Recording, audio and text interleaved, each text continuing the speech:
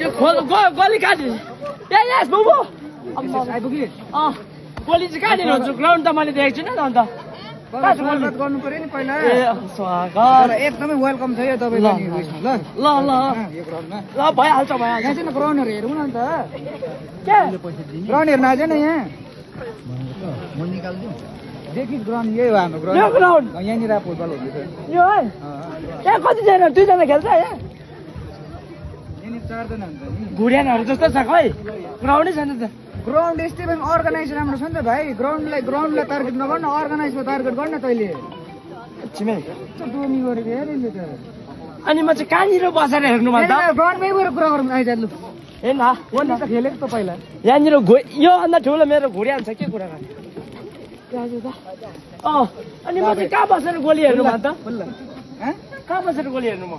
यहाँ बसेर हेर्न खोइ फेन्सिङ तारहरू मलाई लाग्दैन गोलीले म मान्छे होइन म रोबोट हो यहाँ लाग्छ त मलाई पनि दुख्छ मेरो मासु खोइ फेन्सिङ तारहरू छैन त्यो कुरा त हामी यादै गरेँ मैले यादै गरेँ दिनँ हौ मान्छे कहाँनिर बस्छ र भुइँतिर के त्यो बस्नेहरू पनि हुनुपर्छ नि त यहाँनिर 2 जना खेल्नु यहाँनिर गोली ग्राउन्डहरू खोइ यो भनेको त ठिकै हो है खोइ ग्राउन्डहरू भनेको ग्राउन्ड देखिने छ त्यो अर्गनाइज हेर्न यहाँनिर त सालै पछि राम्रो अर्गनाइज हुन्छ नि त भाइ यहाँको चाहिँ यहाँको जुन चाहिँ दबाईपानी युथ क्लब छ नि उहाँ दाहरूले चाहिँ एकदम यहाँको हाम्रो दाहरूले चाहिँ राम्रो अर्गनाइज गर्छ नि त राम्रो राम्रो प्राइजहरू राम्रो राम्रो प्लेयर्सहरू आउँछ नि त सानो ग्राउन्ड भए पनि तैँले भनेको त्यो फेन्सिङहरूको चाहिँ धेरै नै प्रब्लम छ ग्यालेरीहरूको चाहिँ के हो यहाँ अब हुनु त दबाई पानी रहेछ अलिकति दबाई छर्किनुपर्छ यतातिर म ग्राउन्ड सानो भयो फेन्सिङ छैन बस्ने ठाउँ छैन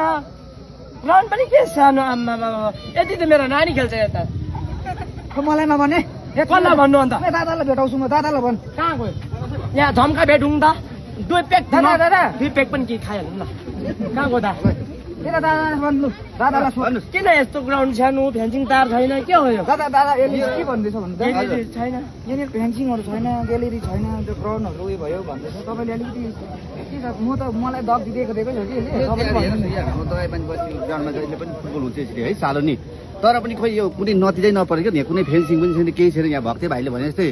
नानीहरूलाई लाग्ने डर घरि केटीहरूलाई लाग्ने डर भएर हो एकदमै यहाँ एकदमै बिजो छ कि हामीहरूमा तर पनि यहाँको भाइहरू कमिटीहरूले बिचार खेलाएर यस्तो राम्रो मनोरञ्जन गर्छ यहाँ कसैको नतिजै परेको छैन र यसलाई पनि है सरकारबाट हुन्छ कहाँबाट हुन्छ यस्तो नतिजा पऱ्यो भने हाम्रो फेन्सिङ पनि हुन्छ यसो मान्छे बस्ने ग्यालेरी बनाउन सकिने यो भएन भक्ते भाइ त्यो हुन्छ कि हुँदैन त्यहाँ पनि मलाई त चाहिन्छ नि यहाँ त हो खोइ त अब गाउँले असुविस्ता लाग्यो मलाई चाहिँ असुविस्ता लाग्यो खेलासेलाहरू अहिलेसम्म दामी छ भनेको सुनेको थिएँ अहिलेसम्म हो राम्रो छ एकदमै तर कहाँ बसेर हेर्नु टाउकोमा यही त भयो त यही ठ्याक्कै भएर के गर्नुपर्ने यही प्रब्लम छ नि त रहेछ अहिले मलाई गोलीले लाग्यो भने चाहिँ आधी परेर खानु नपरोस् नि पल्ट किनिन्छ नि लाग्यो नि यहाँ फेन्सिङ तारहरू लाउनु पर्छ है अब त्यो साइड हुन्छै हाम्रो भक्ते भाइहरू जे गरेर भए पनि हुनु पर्यो यहाँनिर अब अर्को साल चाहिँ जसरी हुनु पर्यो है हुनु पर्यो ल हुन्छ जे गरेर भए पनि त्यो किनिदिनु त